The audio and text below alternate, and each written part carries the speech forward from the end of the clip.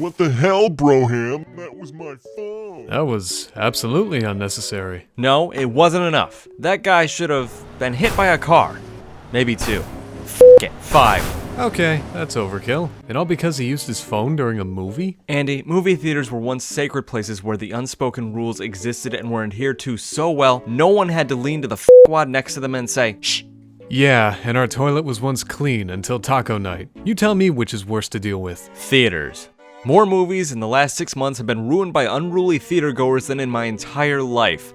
Haven't you noticed an uptick in assholes using their phones, having full-on conversations, and using that f***ing awful notification method in theaters? That one where the phone's camera will flash in lieu of a vibration or sound being made, blinding the people who have the unpleasant position downwind of such flashing? That exact thing. Movies are an escape from the bleak, dank reality we all live in day to day, and now the very behaviors we're trying to go to theaters to avoid are being brought into theaters. It's a travesty, Andy. Travesty? That's not the word here, James. It's a disease. A pandemic spreading throughout society. I think it's a corroding sense of manners and respect for others.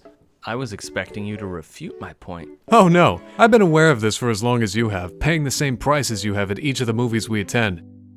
There's always that one person who uses that distracting, unnecessary, impendingly stupid camera flash notification on their phone. There's always that group of teenagers who spoil the movie for the people near them and kick seats and throw things. There's always the person acting like they're not recording the film. It's becoming more commonplace and, in my completely honest, wholehearted opinion, needs to stop. Wow, I really can't believe we're on the same page. Is this a dream? Is it my birthday? No, just a problem that affects us directly, so we have to be mad about it. But we're not just gonna sit here and complain like pixelated adult males who have a single viewer. No, we're gonna do something about it. We're going to remind you, your friends, your uncle, your cat, your ferret, and all of your goldfish about theater etiquette. And if you think we're being too harsh or we're being babies about it, save all comments for the end of our presentation. Hello, and welcome to... Insert theater name here. You are about to watch a movie, an actual cinematic experience with a story, characters, and some sort of arc about to happen on the screen that you, and many others here, paid full price for. Plus that jumbo popcorn that your kids will spill and that soda you already drank half of. Before we begin our descent into the world of movies, plot lines, and actors, or garbage if you're here to see one of those stupid dog with a voice movies, we're gonna tell you a few things about your experience while you sit in our chair, filling it up with your farts and sneezing on the lady next to you. First, above anything else we say, respect the workers here at the theater. They're the first and last faces you see during your time here, and they could have easily spit in your popcorn, causing an uproar that surely would have ruined your experience. Instead, they serve you your half-melted dibs, 2 small cups, and 2 big popcorn tins with a smile. Respect them, thank them, and don't be rude to them. Now to tell you about the rules that really should be unspoken rules at this point, but for some reason we have to tell you them so even the least likely among you will f***ing listen. Rule 1. Put your phone away. Shut it off. Put it in airplane mode so our Wi-Fi-less theater won't eat your battery alive.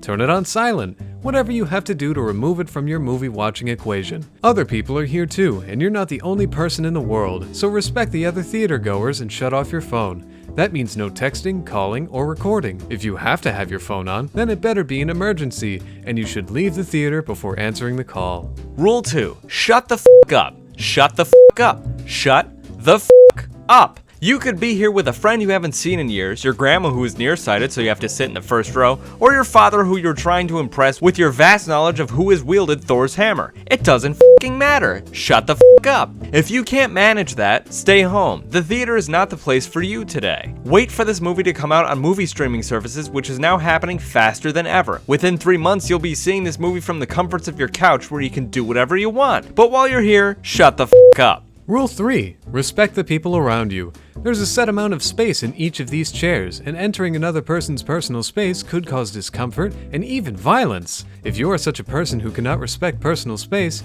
don't be here. We're going to be sitting here for at least an hour and a half, and if you can't sit still and stay away from another person for at least that long, stay home. Bother your dog. I don't care. Just don't be here, don't cause a ruckus, don't be a butthole. Rule 4. Leave your yelling, crying, drooling, pooping, unignorable infants at home. Are you seriously bringing a toddler into a theater that's showing the movie Us? Really? Why? Who gains what here? There isn't a babysitter that could take your kid while you went and watched a horror movie? Leave your infants at home. They have no place in a theater and will improve no one's theater experience. If you think it'll improve yours, wait until a loud noise happens, or it shits. Then you have a real problem on your hands. Lovely. Leave your babies at home. And finally, Rule 5. Enjoy the show. Movies are meant to be an escape from the awfulness of the world, so you may temporarily live in another more fascinating world of fast cars, superheroes, and yellow pill people if you're into that kind of thing, which no one is. To create the ideal atmosphere movies are meant to be enjoyed in, the regular, annoying, distracting behaviors you would show to your friends should be left at home where it belongs. No theater goer wants to hear about the dump you just took,